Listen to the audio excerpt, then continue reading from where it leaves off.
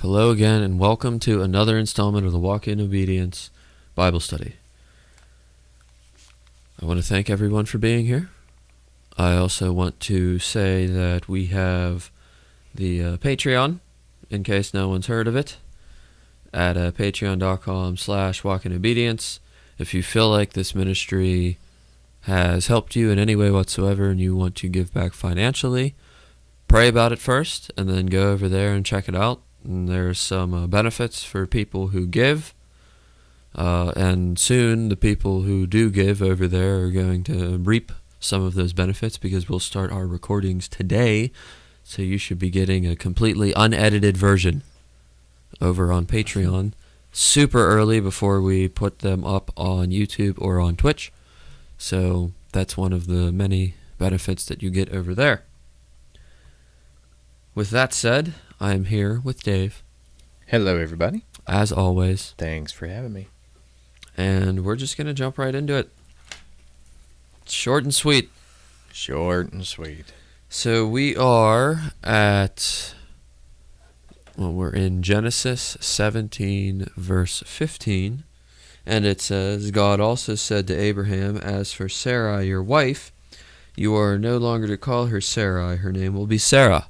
All right. Just like Abram, name was changed from Abram to Abraham. Yes. Now Sarai is changed to Sarah. And really there's not a big difference in the naming with what it means. Yes. Still really kind of means princess either way.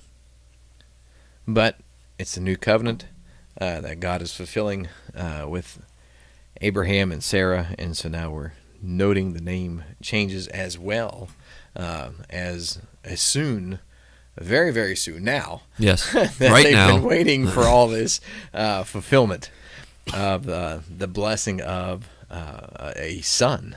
Yes, so verse 16, I will bless her and will surely give you a son by her. I will bless her so that she will be the mother of nations. Kings of peoples will come from her. All right. And so that's the blessing that was supposed to be at the beginning that they were waiting for, that Sarah got a little impatient for. Yes. And gave Hagar to Abraham, that their descendants are going to be multiplied. A large family, and not only that, here God lets them know that your family is not only going to be large, but you're also going to be important. There's going to be kings coming from you. And again, this isn't even at the time of Moses recording this, kings aren't even in the picture when it comes to Israel. This is one of those prophetic things that we can kind of glaze over really quickly. But kings is a far off.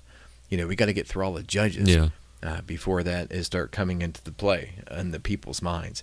But yet God, through prophecy, being able to see all these things of future events, tells Abraham and Sarah that these are going to be the people that come from your lineage. I like how he says, kings of people will come from her. Mm-hmm. He never really says, some of them aren't going to be that good. And a lot of them weren't. Yes. However, yes. Some of them were pretty good. Yep, some of them. But it's like he was saying, well, like you said, important people will come from you. Yeah. And that was probably a neat thing to hear for them. Yeah, especially waiting all this time for this. And then, maybe even in limbo of, was Ishmael it? Yeah. Or not? Because there was I think we talked last week, this, 13-year difference between the two? Yeah. That they've kind of been waiting in almost a silence through this. All right, verse 17.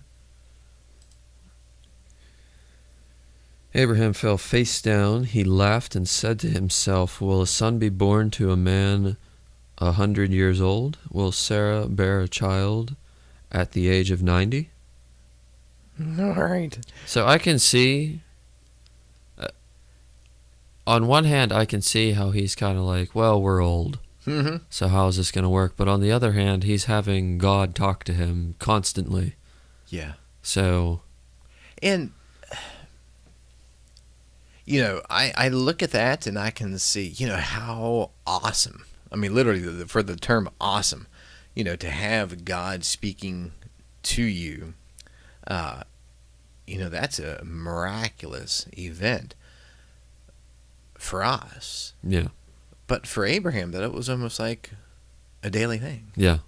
Not quite. It's like he got used to it. Yeah, right. It was just kind of usual for God to be talking to you. In other times when an angel of the Lord or God spoke to people, the people trembled and they were in fear. And most of the times the angel had to comfort the people, don't be afraid. Yeah. I'm not here to kill you, right? I just have a message to give to you. But this was a regular thing for God and Abraham to have a conversation. And so maybe he gotten so used to that. Just that is being familiar. Yeah, that's normal. But what's not normal is for a guy who's 90 years old. 100. To Sarah's 90, right? Yes. Yeah. And to have a child, that is something that is completely unheard of. How's that going to happen?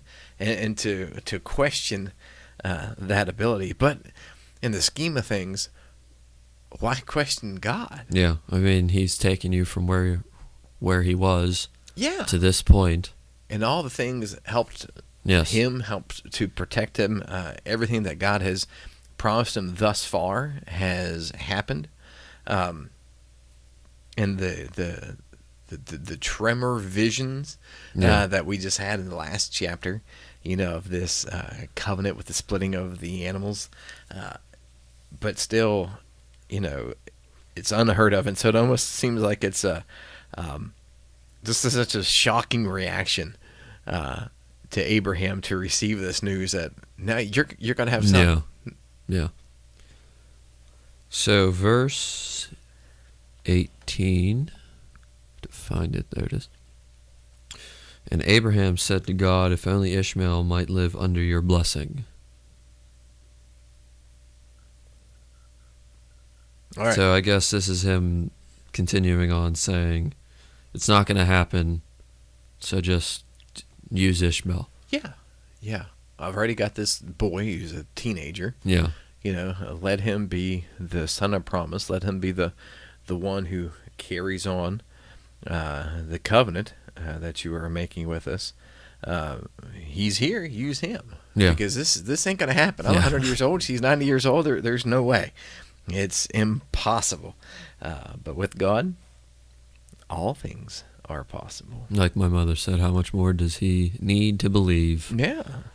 And he's got a lot of faith. Yeah. But, again, just... It's getting old. And hard-headed. He's getting old. And, not to get too descriptive, but maybe at this age, things aren't working. Yeah. Like they should in order to have a child. And so he doesn't see how this is even going to happen. So verse 19, then God said, "Yes, but your wife Sarah will bear you a son, and you will call him Isaac. I will establish my covenant with him as an everlasting covenant for his descendants after him." All right. So what's kind of interesting is the translation difference there. What's on the screen? I can't read that. Let's see. Well, no. Yeah, that's what I kind of thought. Your version says, "Yes, Sarah shall bear you a son." Mine, my version, the New Kings, and that what's on the screen, I think it's probably the same New Kings, says no. And so it's not the really the word itself there, but just this exclamation that it's not your way, Abraham. I'm not going to use Ishmael, but I'm going to give you this son that's going to come from the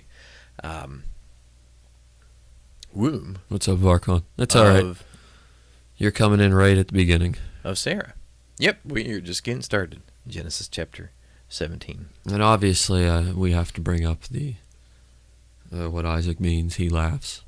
Yeah, which is I don't know. Is that irony? I think that's irony. That's it is what it is, because she did laugh. Both of them. Yes. Laughed at the absurdity of people who are 100 years old or 90 years old to bear a child. What I think is also funny is that did God tell them to name him Isaac because they were laughing, or because he was laughing? Because he knew he was right. I don't know, which is interesting. I'm not sure, but that was the name God had picked. It's like he was saying, "All right, you're laughing now, but I'm going to be the one laughing later." Mm-hmm. That's right. He who laughs last, something like that. All right. Laughs the longest. That's right. All right, verse 20. And as for Ishmael, I have heard you. I will surely bless him. I will make him fruitful and will greatly increase his numbers. He will be the father of 12 rulers, and I will make him into a great nation. All right. So, what's kind of interesting about this is the descendants of Isaac and the descendants of Ishmael are both, I don't want to say riddled, but 12, right? The 12 nations of Israel. And then also, there's going to be 12, we see princes or 12 prominent men that come, 12 sons that come from Ishmael as well. And so he's going to be blessed in some ways, just as Isaac is going to be blessed. He's going to have a large family. He's going to have a great nation. But as we looked at before, that Ishmael was also going to be a thorn in the flesh, so to speak, to God's people, to the Israelites, for all of their life. And what's confusing to me is that God told Abraham and Sarah that he's going to be a thorn in the flesh. Mm-hmm. And then I'm assuming they were happy at least Abraham was happy when he heard that God was going to bless him. So is that like a bittersweet, like, good, my son's going to be blessed, but he's going to annoy my family for the rest of eternity? And he's going to have a large family to be able to do it? Yes. Yeah, and I don't know. I kind of wonder if that might be some of the reason why back in verse 18, Abraham asked God, use Ishmael. Yeah. Maybe if we just say Ishmael is the promised son, and then maybe that little bit of a curse, I don't know if it was a curse or not, but that prophetical statement that God made that, Ishmael is going to be a thorn in your flesh, maybe that can be taken away, and he's not going to be so difficult to deal with and be, an adversary to the people if he becomes the promised son. Yeah.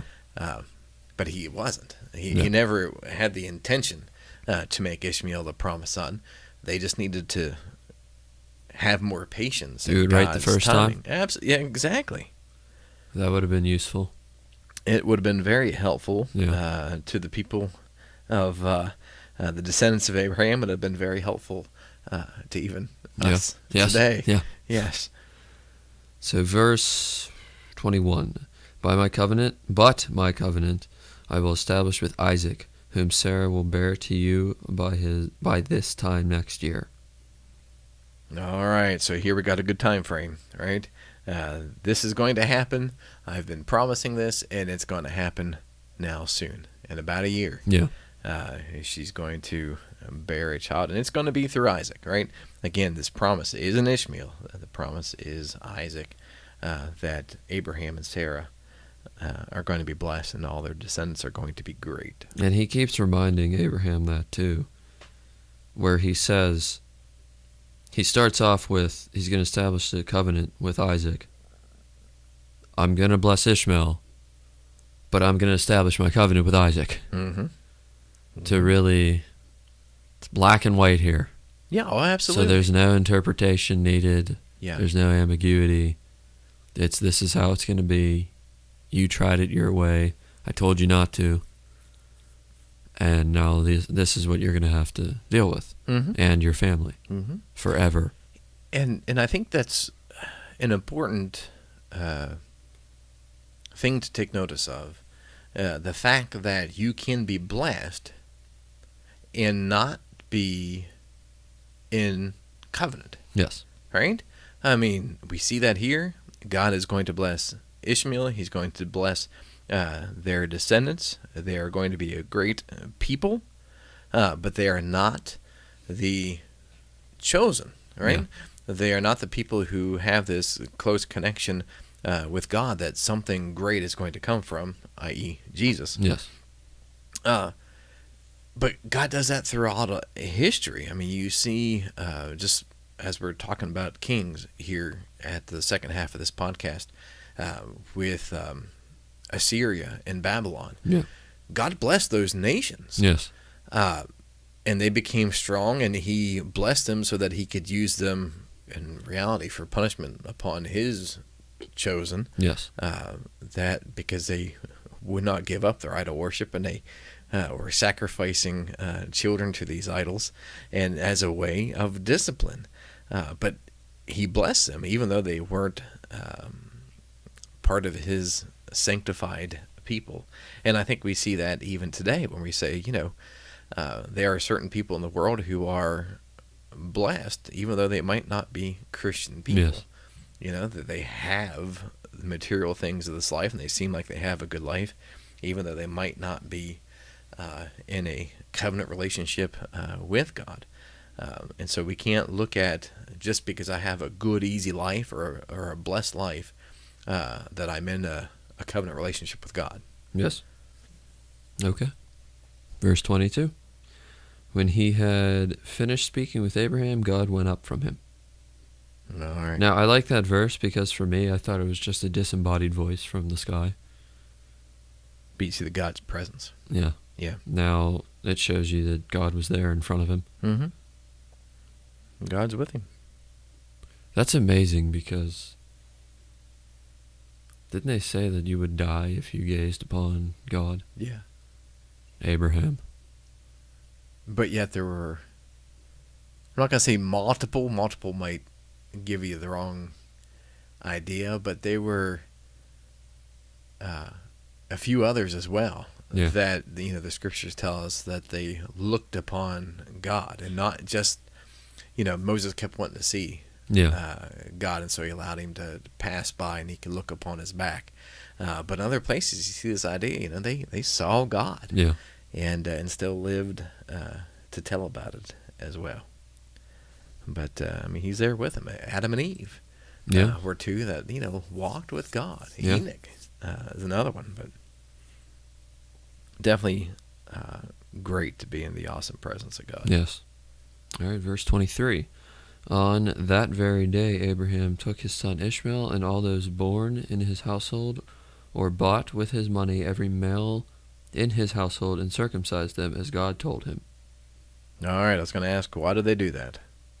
Because God told him. God told him, right? And that was kind of last week's podcast when we talked about that in chapter 17 at the very beginning, that this was going to be a sign of this covenant that God is making with Abraham and his family, that everybody in his family, his blood relatives, also all the servants, everybody that was close to Abraham was to go through circumcision as a sign. The adults as well, but then every child after at 8 days old. And I also feel like it's interesting because they were, especially the ones that were bought, were kind of put in the situation slaves. Where you have to do it. Mm-hmm. Because you could say no, and then Abraham would say, all right, get out. Right. And then you're just like, huh? And you're left out in the middle of nowhere. Yeah. So you have, is that a choice? Whether to be abandoned or just to go through the circumcision to be part of Abraham's household, which I would guarantee would be a blessing. And because of American history and maybe some other places as well, slavery has a horrible connotation to it, and with that, rightfully so. Yes. But you look at slavery in the Bible, and it's not this, I'm whipping you into submission slavery. It's more of kind of the slavery that we see with employer-employee and it's kind of relationships. Also like indentured servitude. Mm-hmm. Kind of like that too. Yeah. Where you owe a debt and you're paying it off through labor. Kind of like work. Kind of like work. They say they pay you. No, you just owe that money back to them. Through labor. Pretty much. But being part of Abraham's family, he was a wealthy man. You didn't have to worry about food. Yeah. He didn't have to worry about protection. Yeah. Because of all the warriors that he had that were trained. We saw that whenever they went and rescued Lot. Yes. You were blessed to be part of Abraham's household. And I'm I'm not so sure if that's a very good selling point to stay in his household, to undergo something as an adult like that. Yeah. Without maybe it's probably better than anesthetics and death, pain management. Which was probably what was going to happen if they kicked you out. Exactly. So I'm going to read, and that's sort of cut and dry, huh? 24 through 26, just because. Funny. Yes, just because it's one sentence and it annoys me when I have to stop in the middle of a sentence. Yes. Okay. Abraham was 90 years old when he was circumcised, and his son Ishmael was 13. Abraham and his son Ishmael were both circumcised on that very day. Mm-hmm. Okay. Not really much there, just telling you. He did what he was told. All right. Yes. And so here we have a little bit of a difference in age. Abraham said that he had, how can one be born who's 100 years old? Yeah. And so, he's kind of rounding up. I'm 39 years old. I'm saying, I'm 40s. Yeah, it's close enough. Yeah, exactly. And then, here we have the specifics. I don't think we're going to split hairs between 99 and 100. No, not at all. He's old. Yes. But he's 99 when this happens. Ishmael's 13. And they keep the promise of the covenant that God made with them on their half of go through the circumcision. And verse 27 to round out chapter 17. And every male in Abraham's household, including those born in his household or bought from a foreigner, was circumcised with him. All right. Just as God told him to do it. And this is Abraham going through and doing what God had asked him to do. Yeah. And very specifically, everybody in the household. And you think that would be just a simple thing to do. But how many times when we talk about Saul, right? It's not. You are to kill all these people. Yeah. I don't want to. We're going to do this. We're going to keep some of the bounty of the spoils of war. Well, it's just like the kings, which we're going to jump to right now, so it's a good segue, where they never destroyed the high places. Yeah. They just left them. Yeah, the asterisks. Yeah, it's very easy. You just burn them to the ground, you're done. Yeah. You're in the middle of a desert, it's not like you're going to burn something else down. Well, true. But, you think about that. As we are going to transition into that, and we'll pick up chapter 18, I guess 2 weeks. 2 weeks, yeah. Yes. I can't be here next week. He has business. I do. My mother's supposed to have some tests done, so I'm going to tend to her. Yes. And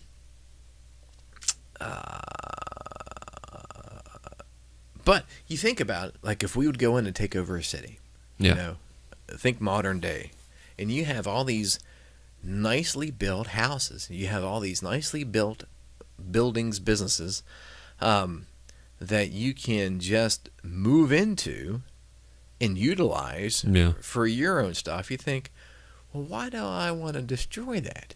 It might be something that's beautifully carved. Yeah. You think, oh, that's art. Burn it. Yeah, I don't want to destroy that artwork. But when you look at the kings, you see they were reminders of the idol worship. Yes. And it was reminders of how those things were done. And so it was intriguing. Yeah. And so then they gave themselves over to it and over and over again. And they should have burned it. Yep. But it was easier just take it over. It's because we're people. Yeah. They're just like millennials. Maybe they were just trying to be reuse, reduce, and recycle. Yeah, exactly. But just like the millennials. Yes, but when God commands you to do something, and if He commands you to destroy it, there's a reason. Yes. Behind that. So last week we ended with Asa. All right. 1 Kings chapter 15. Asa was the king of Judah for a very long time, 41 years. A lot of kings in Israel went through while Asa was there. Yes. First king was Jeroboam's son, Nadab. Mm-hmm. Sure. I attempted to try to put these together in my head, so I'm gonna try. But if you don't mind, Fuzzy, scrolling up. I do mind. Well, I don't care. Do it anyhow. The first. This one? Go to the second graphic first. All right. You guys don't get to see this one. You will. Oh, my goodness. He's got Hang on. Messed up. We're going to make it look pretty here in a second. All right. I'm sorry. That's there. Fine. Okay. That graphic just quickly shows you these territories that we're dealing with Judah and Israel. The southern kings and the northern kings. The southern kings are Judah, and the northern king is kingdom Israel. Judah's got a lot of land for two kings. Well, there's more than two kings. Well, I thought Benjamin and but I mean the two tribes. The Providence. Two tribes. Yes. Not two kings. Two tribes. Yeah, they do. I mean, Judah is a large landmass. Benjamin was a lot more smaller than that. But that's a good bit of an area, and Judah's base capital city, that Jerusalem, Israel, the capital city, Samaria. Yes, kind of that idea. But these are the two areas we're talking about. Last week we talked about the dissension between Rehoboam and Jeroboam, and that was kind of the split of the kingdom. Dan and Bethel were made temple worship areas. Yes, with golden calves. With golden calves, yeah. See, I didn't learn anything from the Exodus. But because of Solomon's temple that was built in the area of Judah. Why are they always golden calves? I don't know. Whoa. It was the worship of the sacred calf, because you couldn't eat pig, so calves were special. Who cares about pigs? I guess I'd rather have a golden pig. Well, I'd rather not have a golden pig. I'd rather have a pig smoked and roasted. But the next graphic that we could actually leave up if you wanted to, if your screen is able to see that you can make any kind of sense out of it. This goes through and shows us who the kings were. That shows us a lot. Yeah, the gold or yellow is the kings of Israel, the northern kings. Those who are in that kind of green color are the kings of Judah, the southern kingdom. And then the blue names that you have in between those are the prophets that are going to these kingdoms and being like, hey, you better straighten your act up, kings, or your nation's going to be taken away.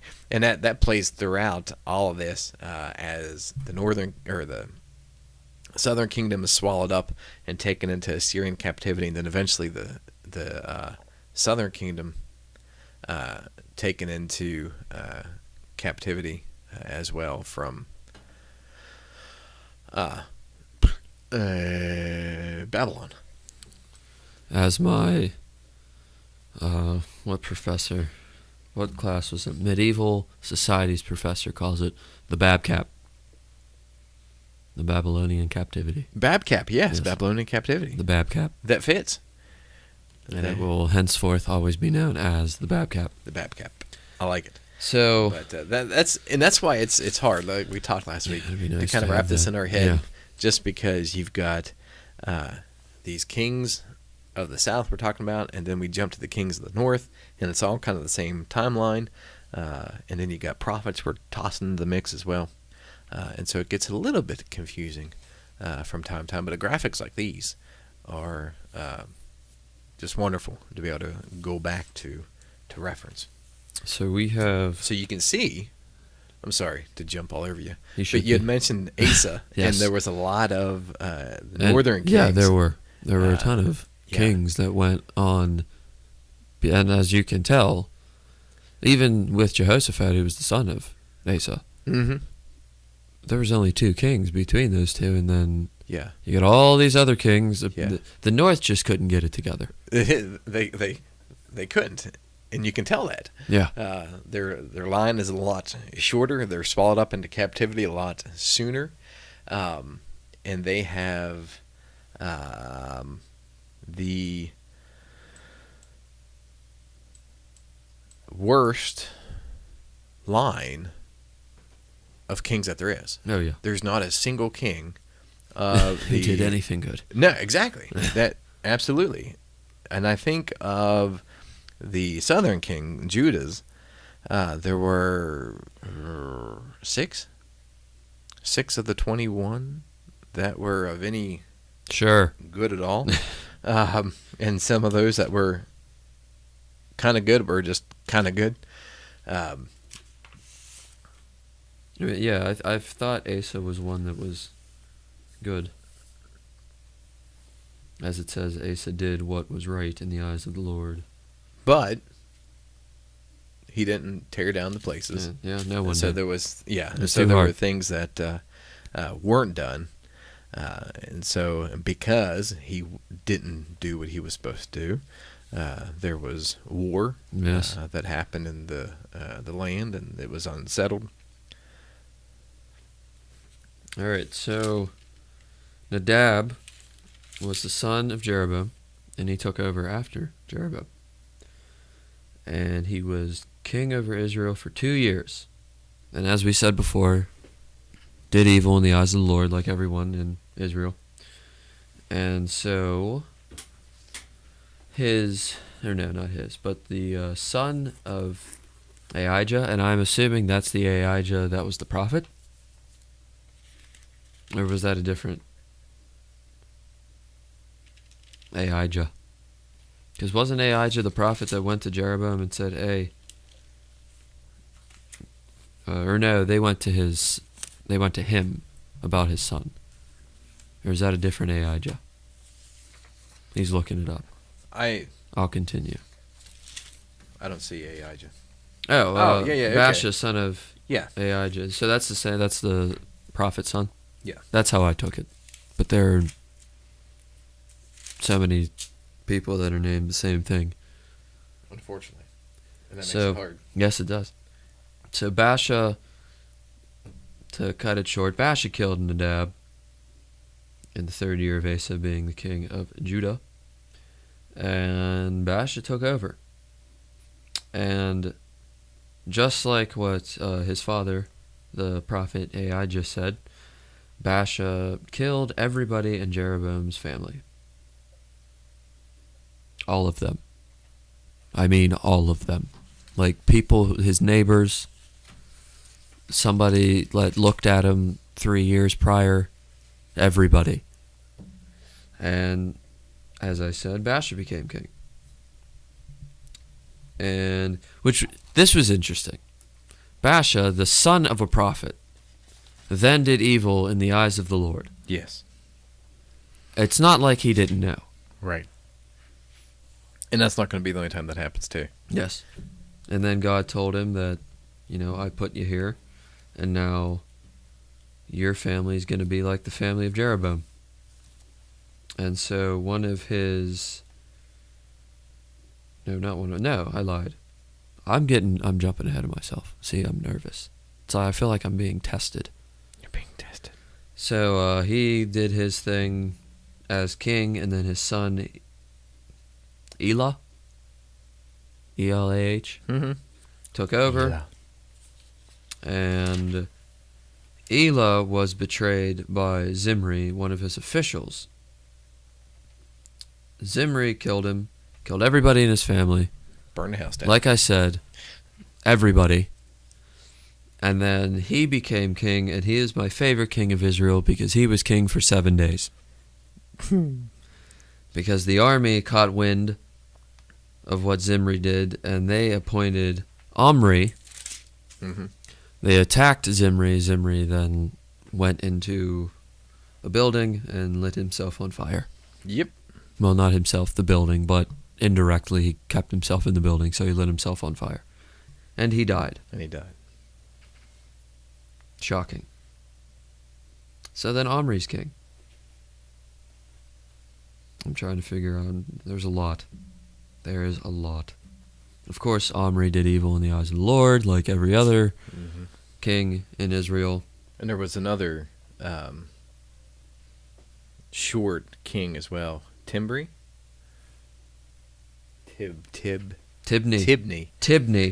That Omri fights off. Because even within this split of the Northern Kingdom and the Southern Kingdom, within the Northern Kingdom, there's even more splits. There's a split within the Northern Kingdom. Half of the people are following Omri, half the people are following Tibni. And so they fight against each other, and Omri wins that division. And that kind of brings us up, brings us up kind of the biggest notable king. Captain Ahab. Captain Ahab. I was so happy that I saw someone named Ahab. Why? Because of Captain Ahab. Okay, who's Captain Ahab? The Moby Dick. Okay. Wasn't he the captain in Moby Dick? I didn't read the book. Neither did I, but I didn't watch the movie either. I didn't even know there was a movie. I think so. So Captain Ahab was a king in Israel. He was king when Asa was still king in Judah. So this is telling you how just fractured the North is right now. Where they're just going through kings like they're tissue paper. Yes. No shortage of kings, apparently, in the North. Or people who think they can be king. And what's funny, I don't know, it's sad, okay? In reality, it's sad.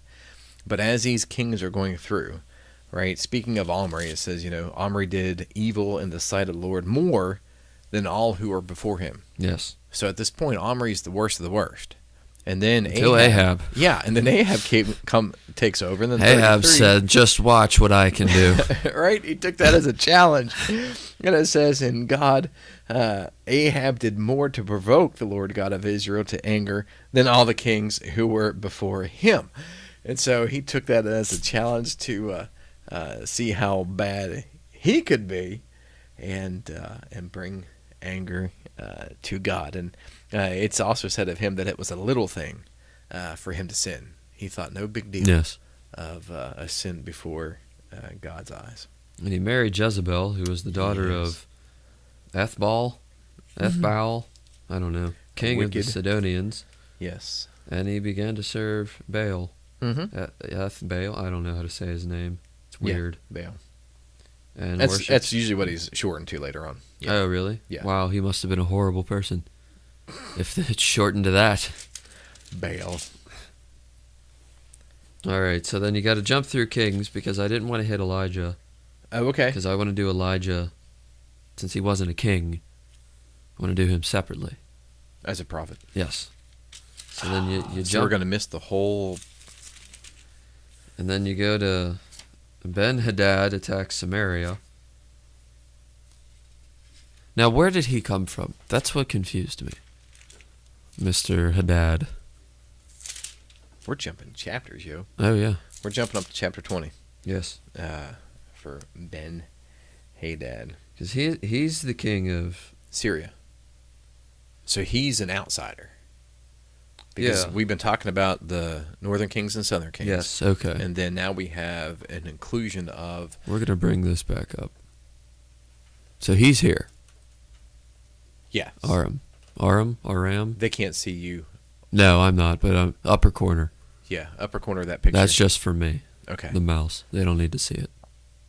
I don't know if you could capture the mouse or not, but you can see it up there. It says the Syrians, Aram, up through. Okay, so that way. So this is a Gentile. Yeah, they got nothing to do with this. They're coming into a war that they have nothing to do. They don't have a horse in the race, as some would say. But you also see that this is starting to be, God using these other nations as well. Yes. To punish his people. So he attacks and loses. And then Ahab gets a little pouty because he wants a vineyard. And the guy says no.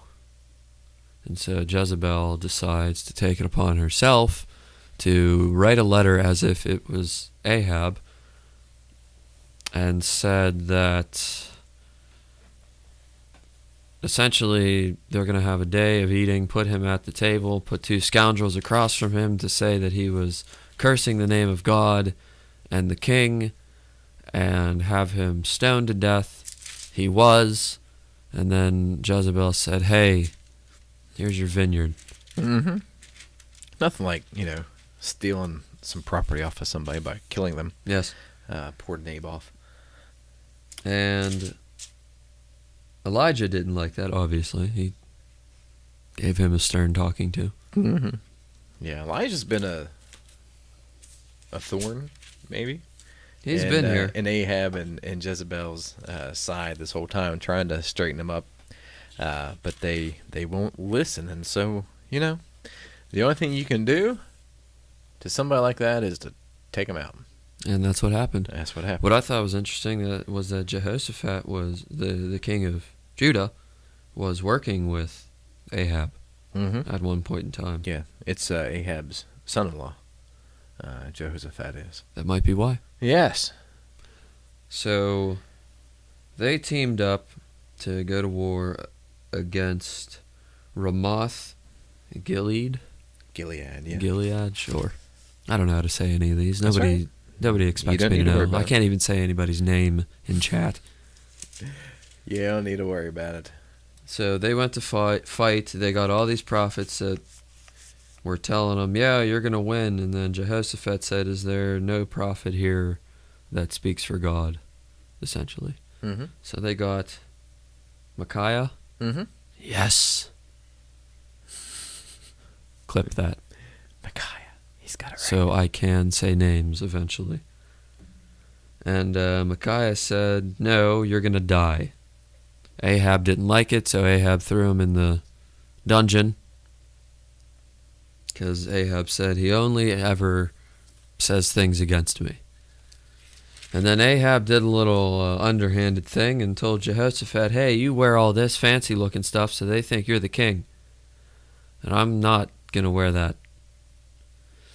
And when they went into battle, the opposing forces figured out that was not Ahab from his voice. Believed Jehoshaphat yelled or something, and they noticed it was not Ahab. And then a random arrow hit Ahab and killed him. Mm-hmm. Didn't just kill him, he bled to death all day. Mm-hmm. So it wasn't just one and dead. It was one and then agonizing pain the rest of the day. It dies in the chariot. Yes. And what's kind of funny, both Ahab and Jezebel were, I don't know, not, I guess, literally eaten by dogs. Yes. Jezebel more of. Yeah, she was. Eaten by dogs, and she was tossed out, kind of run over, and the dogs ate everything but her hands and her feet, which is kind of descriptive. Evidence. But Ahab, when they're washing out the chariot that's full of blood, the dogs come by and lick up his blood there. And so it's a sign of shame to be eaten in such a way. But yeah, Ahab and Jehoshaphat. And of course it's Ben-Hadad, the king of Syria, that is the one that comes back and does that as they're fighting against him. Yes. Takes Ahab out. So Jehoshaphat was the king of Judah after Asa. And he was good, essentially. He wasn't doing as bad as the other people. And which is interesting, because he is Ahab's Yes. son-in-law. Yeah. And to round it out for today, Ahaziah. Ahaziah. Yep. They just put random letters. Yeah. Anyway, he was the son of Ahab, and he became king of Israel for 17 years. Mm-hmm. No, wait, in the 17th year of Jehoshaphat, when he was king of Judah. And he reigned over Israel for 2 years. They can't seem to go any length of time in Israel. No. And it's because they always do evil in the eyes of the Lord. Yes. Constantly. Even though Ahab was there for a little bit. And so God brings them down. And that's where we can stop. That's the end of 1 Kings. So okay. Then next, or 2 weeks from now, we can jump into 2 Kings and talk about those kings. Mm-hmm. Hopefully by then I will actually be done with reading 2 Kings. Mm-hmm. And we have a little bit of a tie-over from 1 Kings to 2 Kings with Ahaziah. Yeah. And Jehoshaphat. So, thank you everyone for being here. It was a little bit longer today, but that's fine. It happens. For Twitch chat, we're going to do the Q&A here in a little bit. So if you want to stay for a little bit longer, we can do that. But for everyone else, thank you for stopping by. Thank you for listening to the podcast on Podbean and on the YouTubes. On both of those outlets, if you want to leave a comment, please do so. Follow us.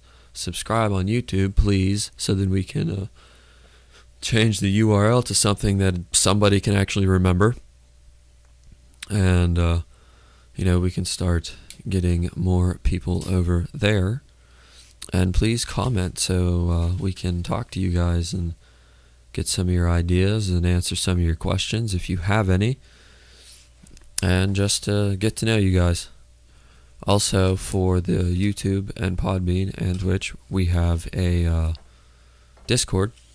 So if anyone that is not in the Twitch chat wants to join our Discord, you would have to come to Twitch chat. So then we can give you that link. Just come to twitch.tv/FuzzySpartan while we're live, and I can give you that link, and you can join our Discord. All right. And YouTube people, if you never heard of Discord and you have no clue what it is, it's more like a chat room. Yes. It's like a private chat room. Yes. That only certain people who get the invite can be a part of. Yes. It's not open. So it's only just a group of Christians who like to ask questions, like to have their faith strengthened and tested and defended. And we don't offend people. We enjoy having hard questions so we can strengthen our faith and get closer to God and strengthen each other. That's the point of it. So if you would enjoy doing anything like that, please come to twitch.tv/FuzzySpartan and we can give you that link and you can join up. All right, guys. As always, God bless, and I'll see you. Take care.